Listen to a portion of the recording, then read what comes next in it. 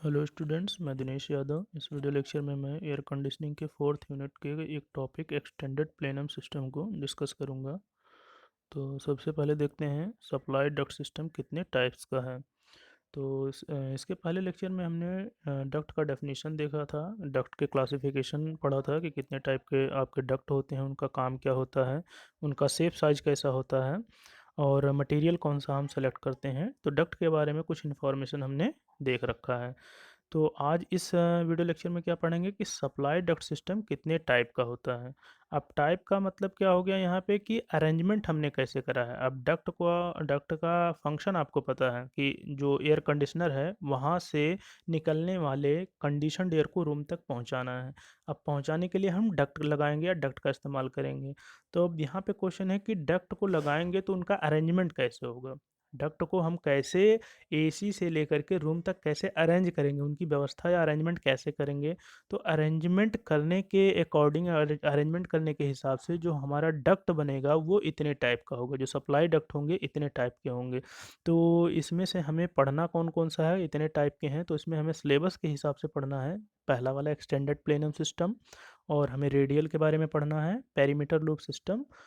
इन तीन टॉपिक्स को हमें डिस्कस करना है अकॉर्डिंग टू सिलेबस। तो आज हम लोग पढ़ते हैं पहला टाइप एक्सटेंडेड प्लेनम सिस्टम। तो देखते हैं एक्सटेंडेड प्लेनम सिस्टम क्या है। ये जो फिगर है एक्सटेंडेड प्लेनम सिस्टम का है। इस फिगर के बारे में देख लेते हैं। ये पोर्शन लगा हुआ है AHU, जिसे कहते हैं एयर हैंडलिंग यूनिट या एयर हैंडलर बोल सकते हैं। अब इसमें AHU के बारे में हमने पहले से पढ़ रखा है, तो यहाँ पे मैं डिस्कस नहीं करूँगा AHU क्या है। एयर हैंडलर यूनिट है ये। अब इससे आगे ये जो बीम जैसा लगा हुआ है इसे बोलते हैं हम प्लेनम बोल सकते हैं, या फिर लार्ज मेन सप्लाई ट्रंक बोल सकते हैं, या प्लेनम बोल सकते हैं। अब चूंकि ये एयर हैंडलर से एक्सटेंडेड है, आगे की तरफ निकला हुआ है, तो इसलिए इसको बोल दिया एक्सटेंडेड प्लेनम सिस्टम। ये जो प्लेनम है एयर हैंडलर से आगे की तरफ ऐसे बीम जैसा निकला हुआ है, तो इसे हम बोल दिया एक्सटेंडेड प्लेनम सिस्टम। अब इसके बारे में देखते हैं कि क्या क्या चीज़ें लगी हुई हैं। इधर क्या है, ये जो छोटी छोटी चीज़ें लगी हैं एक्सटेंडेड पोर्शन है, इसे हम बोल सकते हैं स्मॉलर ब्रांच डक्ट या फिर रन आउट बोल सकते हैं। तो ये इसका अरेंजमेंट हो गया। इसकी जो लेंथ है, जो प्लेनम की लेंथ है मैक्सिमम वो 24 फीट हो सकती है, 24 से ज़्यादा हम नहीं रखेंगे।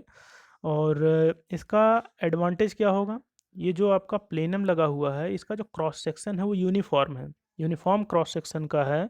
तो इससे फ़ायदा क्या मिलेगा, देखिए लिखा हुआ है the arrangement provides air flows that are easily balanced, can be easily designed to be located inside the conditioned speed of the building। तो यूनिफॉर्म क्रॉस सेक्शन होने से इस टाइप के अरेंजमेंट से हमें फ़ायदा क्या मिलेगा, जो एयर का फ्लो है वो बहुत आसानी से हम बैलेंस कर सकते हैं, इजीली बैलेंस किया जा सकता है एयर के फ्लो को। दैट इज़ कि हम प्रेशर वगैरह भी इसमें अच्छे से बैलेंस कर सकते हैं, डिज़ाइन कर सकते हैं, इंस्टॉलेशन या लोकेशन में प्रॉब्लम नहीं आती है। तो ये इसके एडवांटेज हो जाएंगे। नेक्स्ट पॉइंट देखते हैं। The principal design limitation of the extended plenum is the maximum length of main supply trunk. अब इसकी साइज़ की बात अभी मैंने बताया कि इसका जो लेंथ है वो 24 फीट से ज़्यादा नहीं हो सकता है। तो ये क्या हो गया, डिज़ाइन का लिमिटेशन हो गया, डिसएडवांटेज हो गया कि अगर हम इसे बढ़ाना चाहें तो 24 से ज़्यादा नहीं कर सकते हैं। 24 से ज़्यादा कर देंगे, 24 फीट से ज़्यादा लेंथ कर देंगे तो क्या दिक्कत आएगी। देखिए लिखा हुआ है which is usually limited to 24 feet when this length is exceeded। जब हम लेंथ को बढ़ा देते हैं 24 से ज़्यादा कर देंगे तो क्या प्रॉब्लम आएगी, pressure tend to build up towards the end of the duct, resulting in too much airflow near the ends, insufficient airflow branches close to the air handler। अगर हमने 24 से ज़्यादा बना दिया, मान लीजिए 40 का बना दिया, 35 का बना दिया, तो ये जो एंड साइड है, ये जो आपका एंड साइड है, इधर प्रेशर अधिक बनना शुरू हो जाएगा। भई अभी तक हमने देखा कि अगर 24 रखेंगे तो यूनिफॉर्म प्रेशर डेवलप होगा, यहाँ से लेकर के पूरे प्लेनम में अच्छे से एयर फ्लो कर पाएगा। हर एक ब्रांच में जो रनआउट लगे हुए हैं सभी को यूनिफॉर्म या बराबर बराबर जो है कंडीशनड एयर मिलेगी। सभी के जो रनआउट्स हैं या जो छोटे छोटे ब्रांच डक्ट लगे हुए हैं सभी में जो है जो कंडीशनड एयर है वो हमें सप्लाई करना है। भई ये आपका मेन है, मेन प्लेनम है, मेन ट्रंक है। अब यहाँ से जो ब्रांच लगी हुई है ये किसी न किसी रूम को कनेक्ट होगा, ये भी किसी न किसी रूम को कनेक्ट होगा।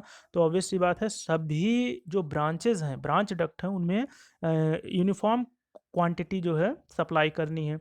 तो अगर ये कब पॉसिबल होगा? जब हम 24 तक रखेंगे तभी। लेकिन अगर जैसे ही हमने 24 से ज़्यादा का बना दिया इसे लेंथ को, तो उससे क्या होगा, जो एंड साइड है, एंड पोर्शन है, उधर प्रेशर अधिक बन पाएगा। तो उधर क्वांटिटी एयर की ज़्यादा हो जाएगी और बाकी जगह एयर की जो सप्लाई है वो कम हो जाएगी। तो बाकी जगह एयर सप्लाई कम हो जाएगी तो बाकी के जो आपके ब्रांच डक्ट हैं, उनमें एयर की मात्रा कम पहुँच पाएगी। तो ये इसका क्या हो जाएगा, डिसएडवांटेज। नेक्स्ट पॉइंट देखते हैं कि भाई अगर हमें किसी तरह से बढ़ाना ही बढ़ाना है लेंथ को, एक तरीका है जिसे हम बढ़ा सकते हैं। अभी तक देखा 24 से ज़्यादा नहीं कर सकते, बट अगर आपको करना है तो इस अरेंजमेंट से हम कर सकते हैं कि जो AHU है, जो AHU है उसको हमने मिड में कनेक्ट कर दिया। ये जो मिड में लगा हुआ है ये AHU हो गया।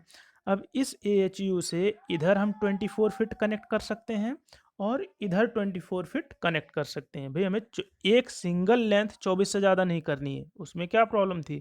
अगर एक जो प्लेनम है, मेन प्लेनम जो सिंगल वाला है, उसकी लेंथ 24 से ज़्यादा कर दिया तब जा कर के एंड में प्रेशर अधिक डेवलप होगा।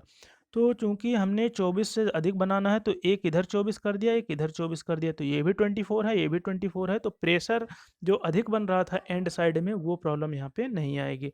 तो मिड में हमने क्या लगा दिया, एयर हैंडलिंग यूनिट लगा दिया। तो ये इसका एडवांटेज हो गया। तो यहाँ पे टोटल लंबाई हमें 48 मिल जाएगी, 48 फीट की लंबाई हमें मिल जाएगी। तो इस सिस्टम का नाम हम क्या दे सकते हैं, देखिए लिखा हुआ है double plenum equipment centrally located. अब एक प्लेनम यहाँ पे हो गया, एक प्लेनम यहाँ पे हो गया, तो इसका नाम हो जाएगा डबल प्लेनम एक्सटेंडेड सिस्टम, बोल सकते हैं इसे, डबल प्लेनम है ये, ठीक है। अब इसमें हम देख सकते हैं, लेकिन इसका डिसएडवांटेज क्या हो सकता है, थोड़ा बहुत डिसएडवांटेज हो गया कि इसमें एयर हैंडलर बीच में ही लगा सकते हैं, इधर उधर नहीं लगा सकते हैं।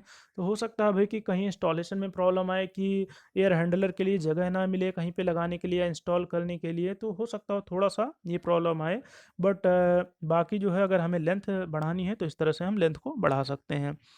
अब ये देख सकते हैं कि जनरल रूल्स क्या हैं, डिज़ाइन अगर करना है हमें एक्सटेंडेड प्लेनम सिस्टम को डिज़ाइन करने के लिए इन बातों को ध्यान में रखना है। अब ये बातें कौन सी है, पहला पॉइंट है single plenum should not exceed 24 feet in length.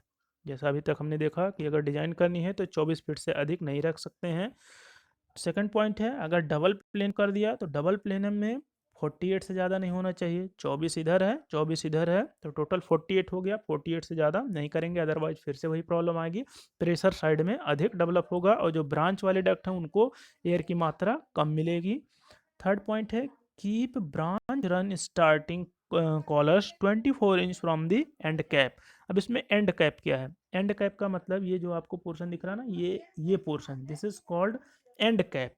तो इस एंड कैप से हमें बिल्कुल इसको पास में नहीं करना है, एंड कैप पे, ये जो ब्रांच डक्ट है इसको एंड कैप पे जा करके नहीं लगाना होता है। एंड कैप से कम 24 इंच या कुछ एक हमने डिस्टेंस लगा रखा है 24 इंच का, कि इतने दूरी पे ही जा करके हम ब्रांच डक्ट को लगा सकते हैं, बिल्कुल एंड कैप पे नहीं लगाना है। फोर्थ पॉइंट है never locate take off the end cap. अब अगर ध्यान से देखो, टेक ऑफ का मतलब क्या है कि ये जो ब्रांच डक्ट जुड़े हुए हैं, तो जो ब्रांच डक्ट इस मेन प्लेनम से जुड़ेगा तो एक फिटिंग करनी पड़ेगी जिसे हम बोलते हैं टेक ऑफ फिटिंग।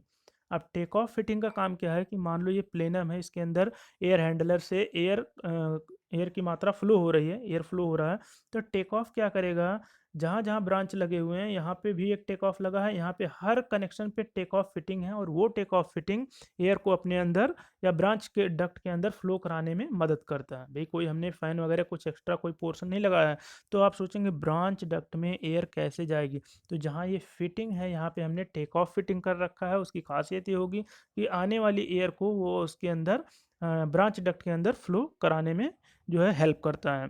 तो जो आपका टेक ऑफ फिटिंग है, टेक ऑफ फिटिंग, अब इसमें देखो ध्यान से देखो जितने भी ब्रांच डक्ट हैं कैसे लगे हुए हैं, प्लेनम के ऊपर लगे हैं, प्लेनम के ऊपर जो है हमने कनेक्शन कर रखा है।